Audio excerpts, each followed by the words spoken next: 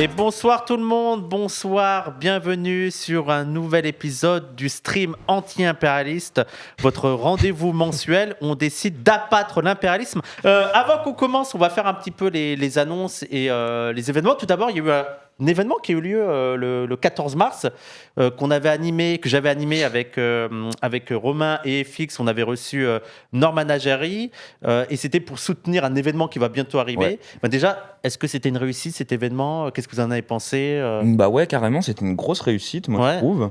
Il y a plein de monde qui est venu à cette soirée, c'était Soirée de ouf le 14 mars. Ouais, à cette soirée ouais, bah merci beaucoup, ça fait plaisir quoi d'être venu. Merci à tout le monde, surtout aux artistes qui sont venus. Attends, 2 secondes, excuse-moi. Est-ce que c'est Romain qui dit qu'il est où, Romain ? D'accord, ok, excuse-moi. Donc merci aux artistes, je t'ai coupé, excuse-moi. Ouais, bah merci aux artistes, à l'équipe de la Flèche d'Or aussi, et donc et puis merci à vous d'avoir soutenu l'Union anti-impérialiste avec en venant à cet événement. Ça va nous permettre d'organiser un événement le 11 avril, donc très bientôt sur Paris, qui va s'appeler comprendre et combattre le réarmement européen. Ouais. Et donc voilà, l'idée c'est d'avoir donc le samedi 11 avril, il y aura on va organiser 2 tables rondes, une avec des économistes pour discuter de ce réarmement européen et une autre avec des militants pour un peu discuter des situations dans différents pays. Et oui, à la Flèche d'Or, à la soirée qu'on a organisée, il y avait Andreas Malm dans le public, tout à fait. Il l'avait ramené, moi je l'ai vu sur son PC à travailler. Mais je crois qu'il est venu tout seul en plus. Enfin, nous, c'est pas nous qui l'avons invité. En fait, je l'ai aperçu à la manif qui avait lieu juste avant. Et en fait, c'était bien lui. Ouais, il est venu. En fait, ouais. Et donc, vous pensez, vous allez filmer le 11 avril ? Ça va être. Mais attends, mais on dit le 11 avril, mais c'est dans 2 semaines. Hein. Oui, c'est ça. En fait, on vite, fait des choses un peu rapidement, quoi, parce que les événements s'accélèrent aussi. Donc, du coup, il faut aussi, nous aussi, qu'on suive le truc. Le rythme. Et puis surtout, c'est de plus en plus difficile. Là, il y a le printemps qui arrive, voilà, donc on va un peu faire des trucs là. Et puis surtout, c'est de plus en plus difficile d'avoir des lieux sur Paris. Hein. Oui. Parce que la Flèche d'Or, elle va fermer, non ? Voilà, la Flèche d'Or, elle ferme en juin. Nous, on faisait des trucs à la station, ça va fermer. Voilà, il y a plein de choses qui ferment. Donc quoi. du C'est coup, en compliqué. fait, maintenant, quand tu as une date pour organiser un événement comme ça, il faut foncer, quoi. Donc on vous en dira plus sur le programme détaillé de ce week-end-là. On a un stream aussi ensemble de prévu le 12 normalement. Ouais. Donc peut-être qu'on les recevra. Peut-être qu'on fera un truc, un format un peu spécial. Mais du coup, voilà quoi. C'est save the date pour le 11 et le 12 avril quoi. De toute façon, on vous tiendra au jus, que ce soit sur Twitch, Instagram, Twitter, etc. On m'a dit aussi qu'il fallait faire de la pub pour les formations de la coop. Oui, j'ai vu qu'il y avait des formations de la coop. Ouais. D'ailleurs, tu vas devoir en faire une, toi, de formation. Ouais. Vous pouvez nous expliquer ce que c'est la formation de la coop, etc. Ménilmontant, ouais, alors la coopérative de Ménilmontant, c'est un projet qui a été lancé par des camarades il y a quelques temps maintenant. Ouais. Donc, vous pouvez y aller parce qu'il y a une épicerie qui existe. Mais c'est celle dont on doit prendre... Ouais, voilà. Que je relance les Palestine Cola. Voilà, c'est ça, ouais. Et toutes mes excuses, d'ailleurs, on a eu des problèmes ces derniers mois, mais on n'a pas oublié. Voilà, donc du coup, vous savez que vous pouvez y trouver des Palestine Cola là-bas. Ouais. Donc c'est rue Moret, dans le 11e arrondissement, cette épicerie. Mais la coopérative de Ménilmontant, elle fait plein d'autres projets, dont de l'auto-formation. Donc il y a des cours de langue, ils font des pizzas aussi sur des événements militants, enfin ils font plein de choses quoi. Et donc du coup voilà, il y a un cycle de formation, je sais pas si on peut mettre le programme, c'est cycleformation.png je crois le fichier, mais donc du coup voilà, on vous invite à venir, ça aura lieu à la librairie Libertalia, rue, enfin pas celle de Montreuil, mais celle qui est rue Jean-Pierre Timbaud quoi. D'accord. Voilà. D'accord.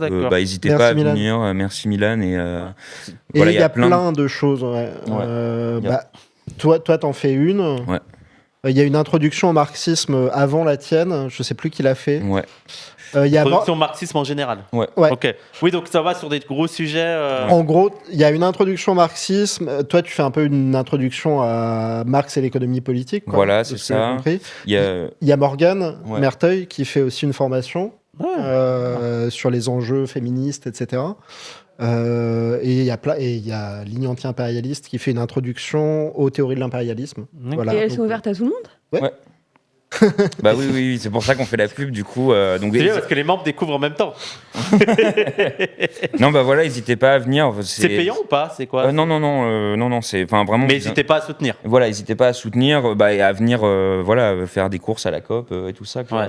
Et peut-être qu'on peut mettre la première formation qu'ils font, là, c'est l'illustration prochaine formation. Ouais, c'est ça.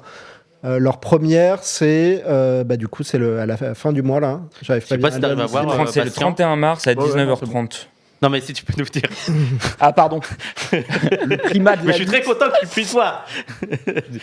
Le primat de la lutte, introduction à Marx et au marxisme, du coup par Matteo Polleri. Voilà. C'est vrai qu'après, c'est un peu logique de commencer par l'introduction au marxisme. Voilà. Ouais. Ça me semble, il y a une. Ouais. Et ouais. D'accord. Donc ça, c'est les rendez-vous. De toute façon, on en parlera aussi. Je pense que vous allez faire la pub sur Instagram, sur les réseaux sociaux. Et puis, n'hésitez pas à aller suivre la COP de Ménilmontant sur Insta, sur ces réseaux. Quoi. Ouais. Et d'ailleurs, les gens, pour soutenir, n'hésitez pas aussi à soutenir cette chaîne. N'hésitez pas à faire des dons, envoyer des bits. Il y a aussi le Tipeee si vous soutenir le plateau, etc. Ça nous permet de continuer ces émissions. Et enfin, avant qu'on aille sur les sujets théoriques et après l'actualité, il y a le groupe de lecture, parce qu'on rappelle que vous êtes au départ un groupe de lecture, et le prochain groupe de lecture, alors c'est pour Paris parce que Marseille c'est déjà passé, mais le prochain groupe de lecture c'est le 29 mars. 29 dimanche. mars, ouais. Et vous allez parler de quoi dans ce prochain... alors, tu disais qu'on a bien choisi nos sujets cette année, et malheureusement, je crois qu'on l'a assez bien choisi parce que, donc du coup, c'est un texte de Adam Anier qui vient de ce livre-là. Hop, je vais essayer de le montrer à la caméra, je sais qu'il faut que je tienne un peu, voilà, hop. De billets, je crois que c'est elle que tu as. Voilà. Et donc, du coup, c'est un chapitre de ce livre-là qu'on a traduit en français pour l'occasion. Ah, c'est vous qui l'avez traduit? Ouais. Okay. Et donc, il porte sur le choc pétrolier, en fait, le premier choc pétrolier. Donc, voilà, un thème plutôt d'actualité quand le prix du pétrole et du gaz est en train d'exploser, là, suite à l'agression américaine sur l'Iran et au fait que le détroit d'Ormuz soit bloqué, quoi. Mm-hmm. Donc, voilà, ce sera l'occasion aussi de parler un peu de ces sujets-là d'actualité ensemble autour d'un texte historique sur ce premier choc pétrolier, quoi. D'accord. Lecture recommandée vivement par Benjamin Burbaumer sur Twitter il y a quelques jours. Ouais. D'accord. Et donc je rappelle, Paris, donc c'est de 17h à 19h et c'est au bar The Wrong Side à Montmartre, c'est ça?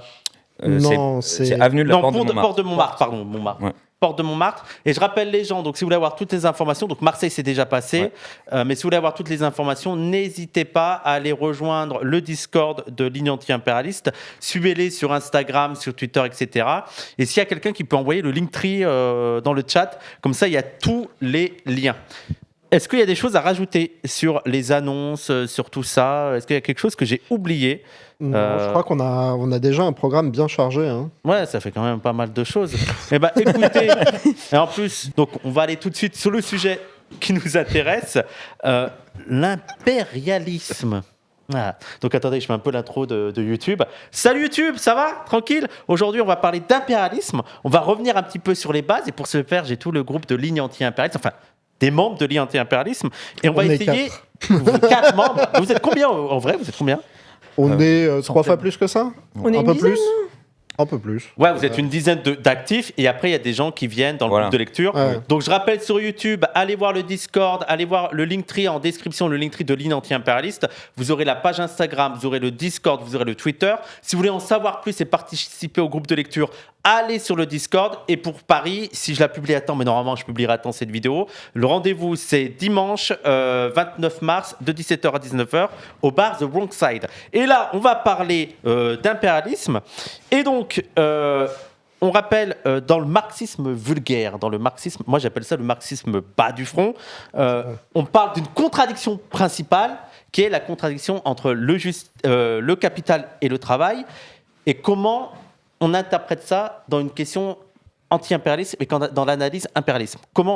Est-ce qu'il faut aller au-delà de ça quand on parle à l'international et de l'impérialisme, de la question impérialiste? Vaste question hein, pour lancer le débat. Hein. Est-ce que c'est suffisant pour comprendre ces dynamiques-là?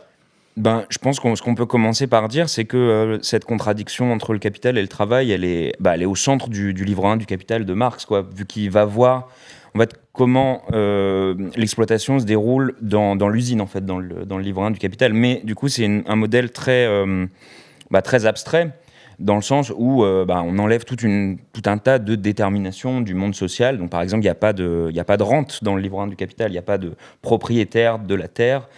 Et donc du coup, ce qui est intéressant, donc du coup, évidemment, quand on présente la question de la lutte de classe depuis le lieu de l'usine, la contradiction principale, évidemment, c'est capital-travail. Et du coup, je pense que ce qui est intéressant à dire pour commencer ce sujet-là, c'est que quand on aborde la question de l'impérialisme, la question de l'accumulation du capital, elle va au-delà des frontières de l'usine, quoi, on va dire. C'est l'accumulation du capital à l'échelle mondiale.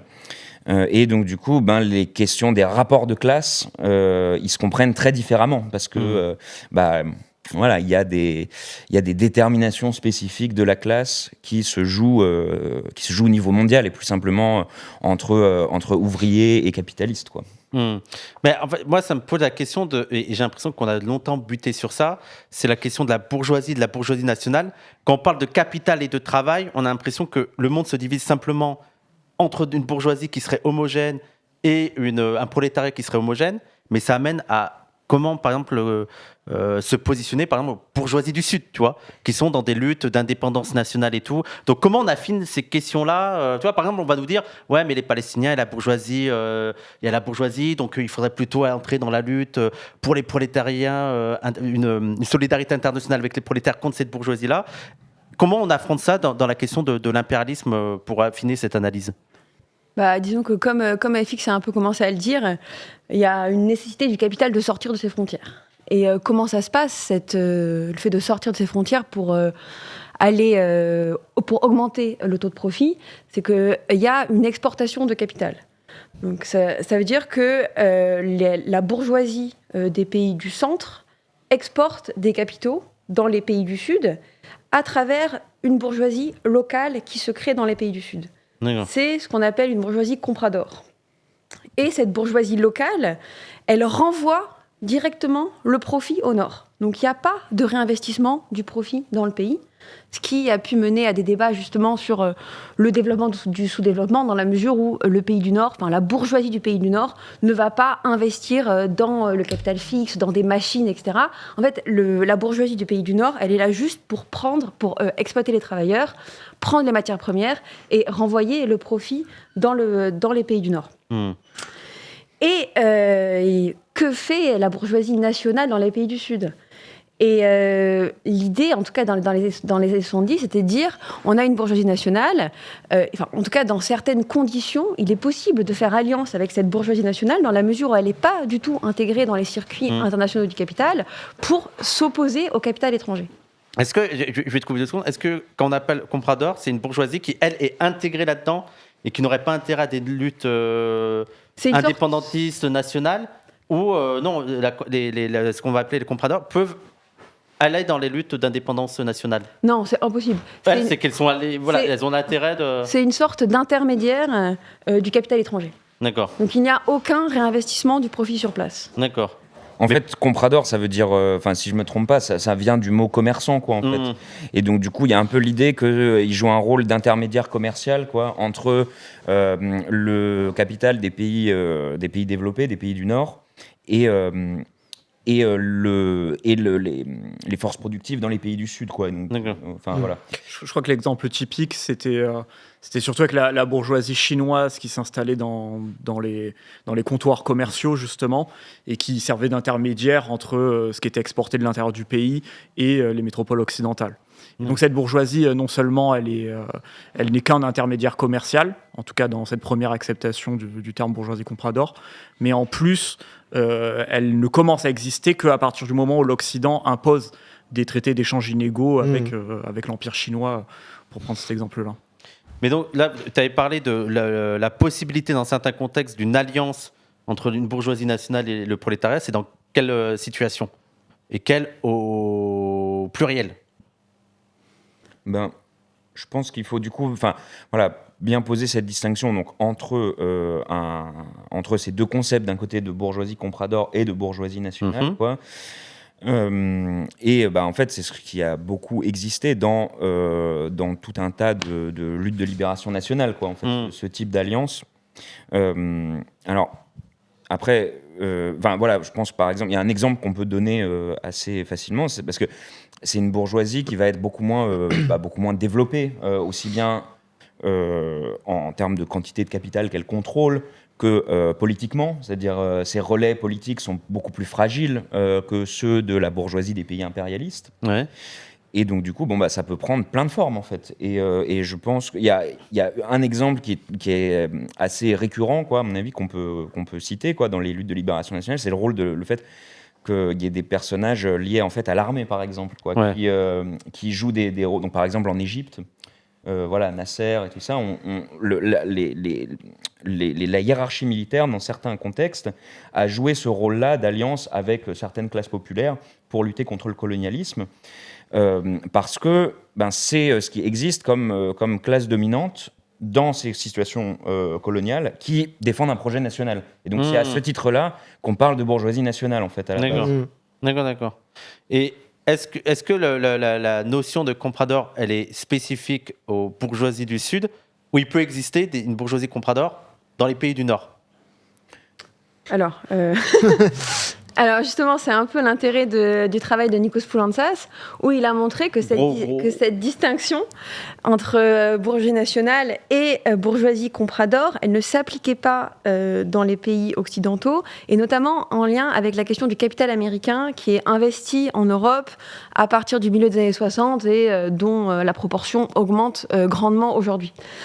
Et ce qu'il a montré, c'est que cette exportation de capital, donc ces investissements directs à l'étranger, américains en Europe et par exemple en France, conduisaient à la formation d'une nouvelle bourgeoisie, donc qui n'est pas nationale, dans la mesure où cette bourgeoisie, elle va toujours envoyer une part du surplus dans le pays d'origine, mais elle n'est pas non plus comprador dans la mesure où il y a un réinvestissement du profit qui se fait sur place. D'accord. Et ce réinvestissement du profit qui se fait sur place, ça entraîne idéologiquement un soutien de cette nouvelle fraction de classe, cette nouvelle fraction de la bourgeoisie en Europe, un soutien politique aux États-Unis. D'accord. Mais donc, ça veut dire qu'il peut créer des... Parce que moi, j'essaye aussi de comprendre, parce que Poulantzas aussi, pas facile d'accès, mais un incontournable. Mais donc... déjà, c'est quoi? Il faudrait ne pas avoir une vision homogène des bourgeoisies, même dans le Nord. Et est-ce qu'il peut y avoir des conflits entre une bourgeoisie qui serait nationale dans un pays et une autre bourgeoisie qui serait internationale? Par exemple, la bourgeoisie nationale en France, elle pourrait être en contradiction dans ses intérêts avec une bourgeoisie qu'on pourrait dire internationale, parce que ses intérêts peuvent être plus au niveau mondial. Alors, justement, Poulantzas, il revient, en tout cas, il remet en cause cette possibilité dans la mesure où il montre que la domination du capital américain en Europe, elle est quasiment totale, elle est transversale aux différentes fractions de la bourgeoisie en interne. Nous, on est dominés par les ricains, c'est ça? Complètement. D'accord, ok. Donc nous aussi, le grand Satan, c'est les ricains? Toujours.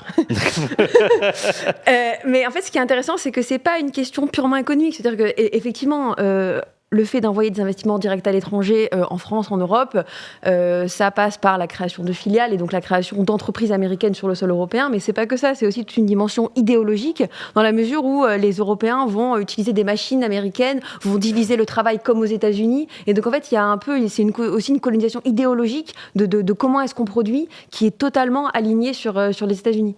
Donc c'est pas qu'une dimension économique. Je pense qu'un bon exemple de ça qu'on peut donner, c'est l'essor du modèle de formation des classes dominantes européennes, le modèle de la business school américaine, quoi, qui est vraiment un de ces éléments idéologiques, voilà, très forts de formation d'une classe d'encadrement, quoi, qui est normée sur le modèle américain aussi, parce qu'aujourd'hui on parle beaucoup des écoles avec Chapoutot là, des origines nazies de management.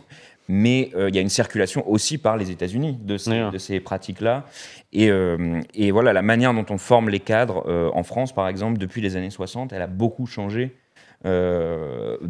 par l'importation de ces modèles-là de formation. Et c'est un de ces exemples de ce que Marlène décrit, quoi, de formation idéologique, vraiment au sens fort du terme, quoi. Mais peut-être qu'il faut dire que Poulantzas, en fait, comment est-ce qu'il en arrive à cette conclusion? C'est qu'il regarde en fait les stocks d'investissement direct à l'étranger et les stocks d'investissement dans les années 60, et il se rend compte qu'il y a un changement. Par rapport à la première mondialisation, il y avait essentiellement des investissements de portefeuille, en tout cas des investissements de capital dans les pays du Sud, qui concernaient les matières premières. Et en fait, il se rend compte que dans les années 60, c'est plus ce qui se voit. D'un point de vue purement de l'exportation de capital, il se rend compte que l'exportation de capital, elle est plus intense, elle est plus élevée entre les pays du Nord. D'accord. Et elle ne vise plus le même secteur, elle ne vise plus les matières premières, elle vise justement la haute technologie, elle vise l'industrie, les machines-outils, la chimie, etc., etc. Et donc, il y a en fait, à travers ce constat empirique, il se rend compte qu'il y a un changement qualitatif des rapports de domination et de l'impérialisme. Ce qui avait été pensé dans l'école de la dépendance comme un rapport nord-sud, lui, il envisage l'impérialisme d'un point de vue nord-nord, en fait. Ouais. Comment est-ce que l'Europe... Ce qui ne veut pas dire que ça enlève le truc nord-sud. C'est qu'il y a aussi un rapport entre le nord, interne au nord. Parce qu'en fait, ce qui est intéressant, c'est que dans la bourgeoisie intérieure, et ça c'est la première fois qu'on voit ça d'un point de vue du capital, c'est qu'en fait les États-Unis, ils tolèrent qu'il y ait une bourgeoisie qui reste liée, on va dire, à l'État et qui aussi exploite les pays du Sud. D'accord. Donc en fait, il y a un centre d'accumulation principale et un centre d'accumulation secondaire. Et donc les bourgeoisies européennes, elles peuvent continuer d'avoir une sorte de relation privilégiée avec les pays du Sud. D'accord. Jusqu'à ce que ça...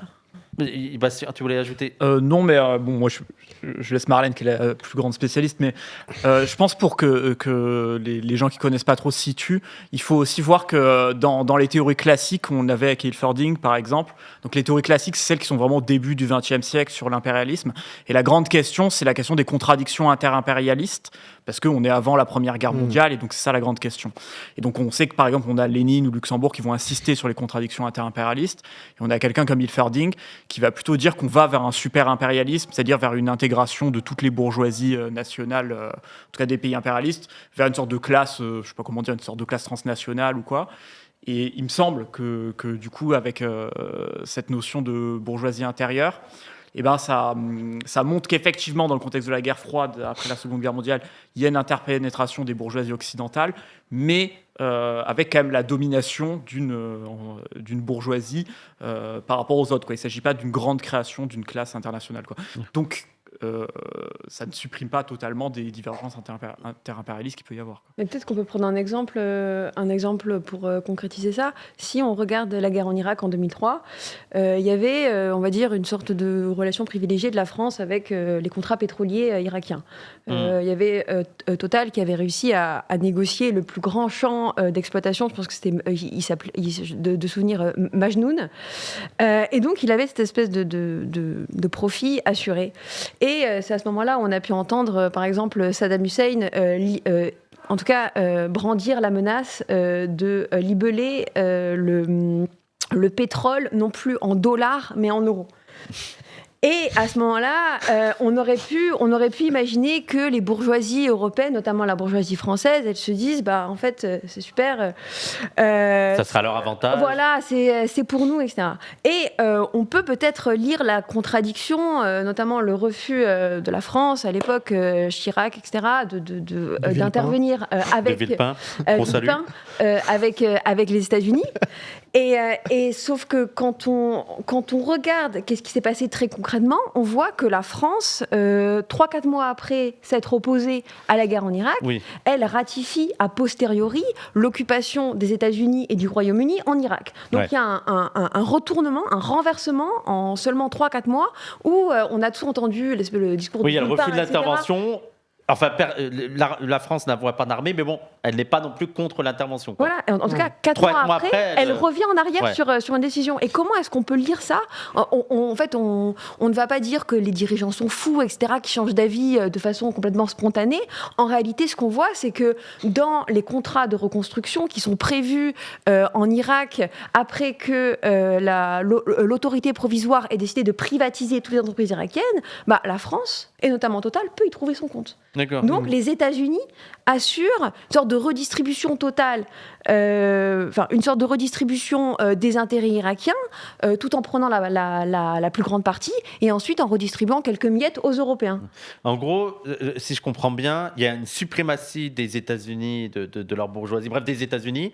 Les bourgeoisies européennes sont sous domination états-unienne, mais en même temps, ça les arrange un petit peu d'être sous cette domination-là ? Ils y trouvent leur compte, ces bourgeoisies-là trouvent le compte Il y a un côté, alors c'est tout à fait juste, mais il y a aussi un côté d'intégration en fait, quoi, des deux bourgeoisies aussi. C'est-à-dire que par exemple, quelque chose qu'on cite souvent pour parler de ce concept-là de bourgeoisie intérieure dont on parle depuis tout à l'heure, c'est-à-dire les bourgeoisies européennes qui ont leurs intérêts, qui sont liés aux intérêts du capital américain.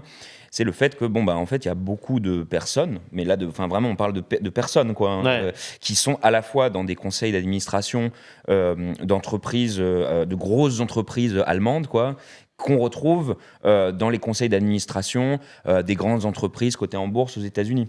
Donc du coup ces gens-là aussi à titre personnel en fait sont.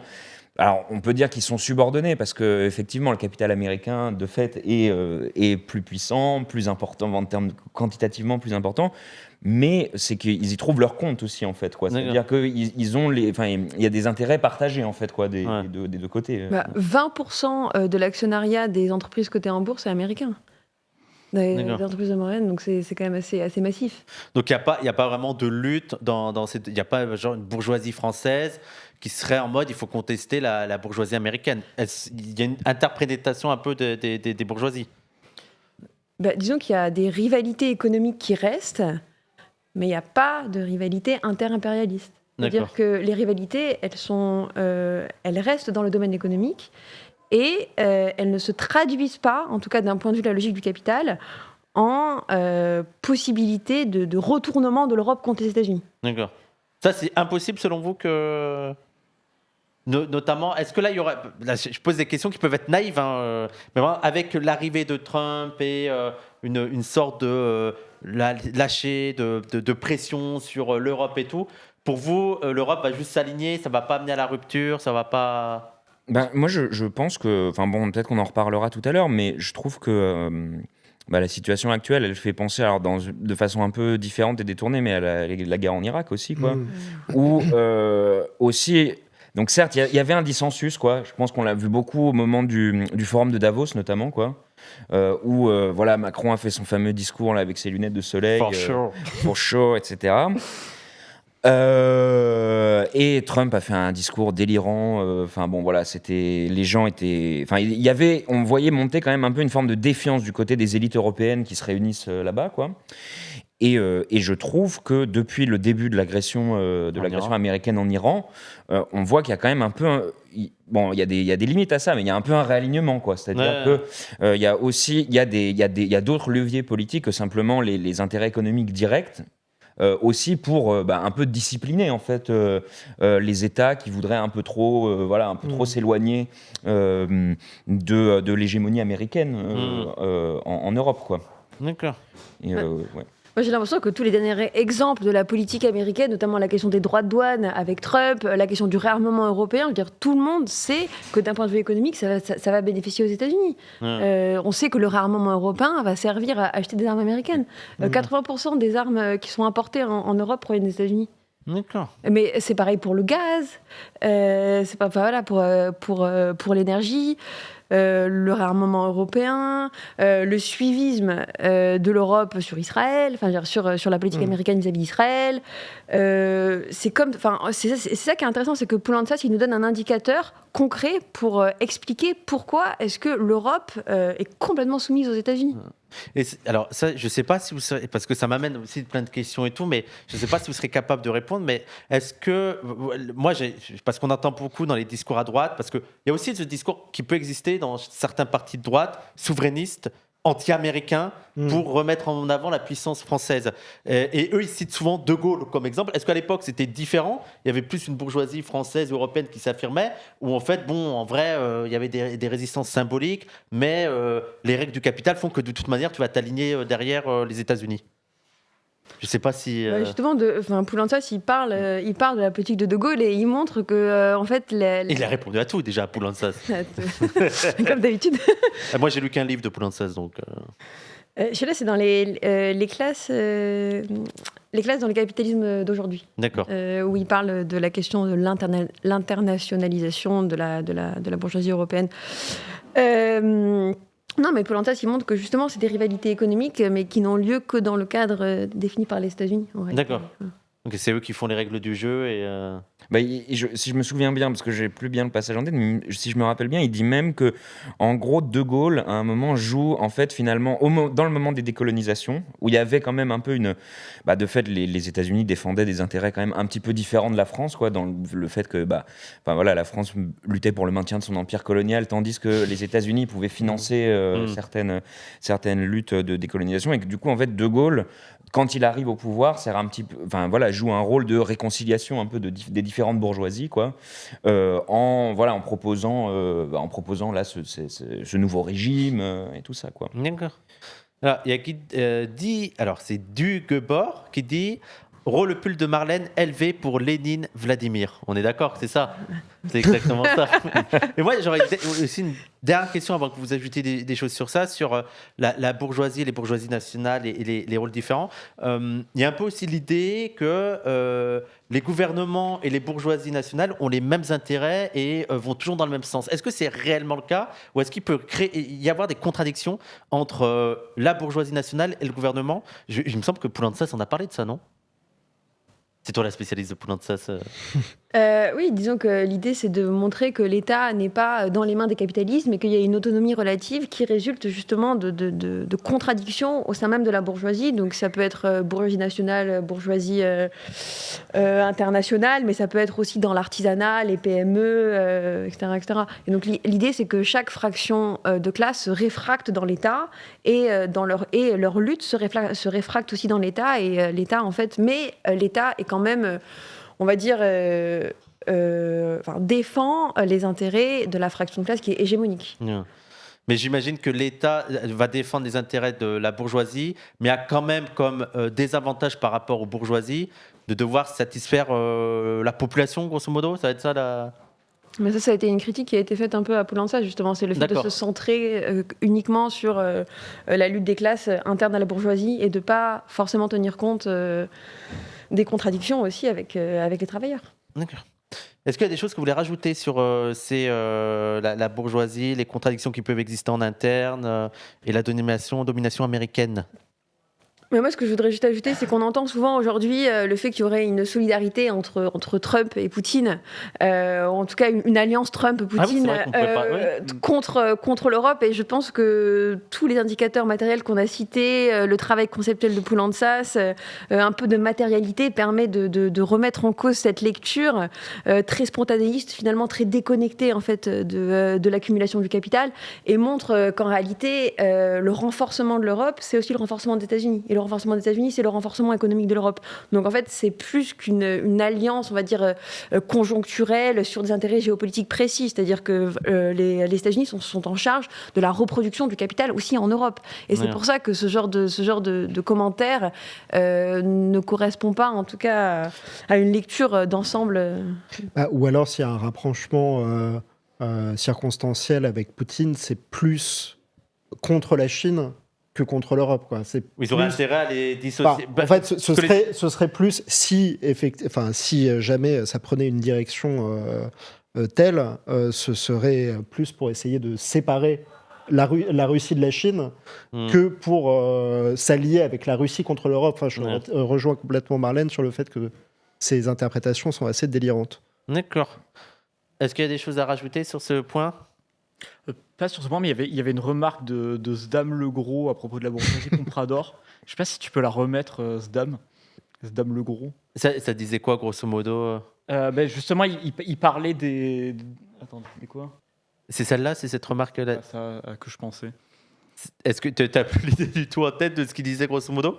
Non, je sais plus ce qu'il disait, mais je sais pas, la remarque m'avait paru intéressante à ce moment-là, mais peut-être juste pour terminer, parce que je crois qu'il y avait une histoire de bourgeoisie nationale qui devenait comprador dans sa remarque. Ah oui, j'ai vu ça. Et du coup, je trouvais ça intéressant peut-être il l'a remis là. Ouais. Mais ce qui est intéressant, parce que après sur YouTube et tout, ils n'ont pas le chat, donc je vais lire ce qu'a mis Zdam Legros. Mais ce qui est intéressant à analyser est comment la bourgeoisie nationale devient comprador, comment elle est vacillante, pour citer Mao. Pourquoi pour vous c'était intéressant cette... Justifie-toi, Bastien. Alors, sur Mao, je sais pas de ce point de vue-là, mais je trouve ça intéressant peut-être aussi pour la suite avec l'Iran. parce que du coup, c'est vrai qu'il y a... enfin, j'ai ça par rapport, moi, plutôt à Samir Amin, qui parle justement d'une recompradorisation. Et je trouve ça intéressant aussi de séquencer la périodisation de Samir Amin, qui du coup utilise le terme de bourgeoisie comprador dans un premier temps, dans le sens qu'on a décrit tout à l'heure, quoi, comme simple intermédiaire commercial. Puis après, il va expliquer justement dans le moment des décolonisations, des luttes anti-impérialistes à partir des années 60-70, là, on va avoir un peu les bourgeoisies nationales dans certains pays du Sud qui vont essayer justement d'avoir un développement propre. Et notamment qui vont passer parfois par des formes de capitalisme d'État pour essayer de développer de manière volontariste les pays du Sud, quoi. Et du coup, après, il va en venir à dire que finalement, il y a un mouvement de recompradorisation. Et je trouve ça intéressant, quoi, en tout cas, de souligner qu'il est tout à fait effectivement possible qu'il y ait une bourgeoisie nationale, même victorieuse à un certain temps, qui modifie la forme de l'État et qui se retrouve finalement à être recompradorisée dans des circonstances particulières. Je pense que c'est intéressant aussi pour analyser la suite, ce qui se passe notamment en Iran ou dans d'autres pays, Yes. ou au Venezuela. On conclut sur la partie théorique. Est-ce qu'il y a des choses à rajouter, Marlène, FX, Alix? Non, peut-être que ce qu'on peut dire, c'est qu'on prévoit de sortir un petit texte d'analyse un peu sur ce sujet-là dans la conjoncture. Sur la page Instagram, c'est ça Là, ce sera un article un peu plus long. D'accord. Qui sortira à l'été. Donc voilà, on peut le dire déjà, le teaser, quoi, pour essayer d'aller plus loin sur justement l'analyse de la composition actuelle de la bourgeoisie, en particulier dans la conjoncture française, quoi. Et que voilà, c'est les théories de l'impérialisme, elles permettent pas seulement en fait d'analyser juste des rapports géopolitiques, en fait, quoi. Ouais. Ça permet aussi d'analyser des tendances lourdes, de rapports de classe à l'intérieur de certains pays aussi. Et voilà, c'est pas en gros de la géopolitique saupoudrée de marxisme, quoi. Vraiment... Oui, parce que dans certaines situations géopolitiques, il peut y avoir un rapprochement dans un point précis, ce qui ne veut pas dire qu'il y a un rapprochement, un alignement de ces politiques en général. Ouais. Parce que du coup, ce qui est intéressant, c'est que si on admet qu'il y a une bourgeoisie intérieure, par exemple dans les pays du Nord, ça implique qu'est-ce qu'on fait en fait pour retrouver une sorte pas d'autodétermination, mais une sorte de souveraineté. Est-ce qu'il faut soutenir une bourgeoisie nationale indépendante ? C'est la question, c'est quel type de bourgeoisie, et si on admet que finalement toute la bourgeoisie nationale elle est traversée par le capital américain, peut-être qu'il faut construire un bloc en termes d'alliance qui soit différent. D'accord. Eh bien écoutez, merci beaucoup, merci. Les gens, n'oubliez pas, on va passer à la deuxième partie, mais pour YouTube, n'oubliez pas de liker, de commenter, de partager, n'oubliez pas de suivre les liens de Ligne Anti-Imp, et n'oubliez pas aussi de soutenir ce stream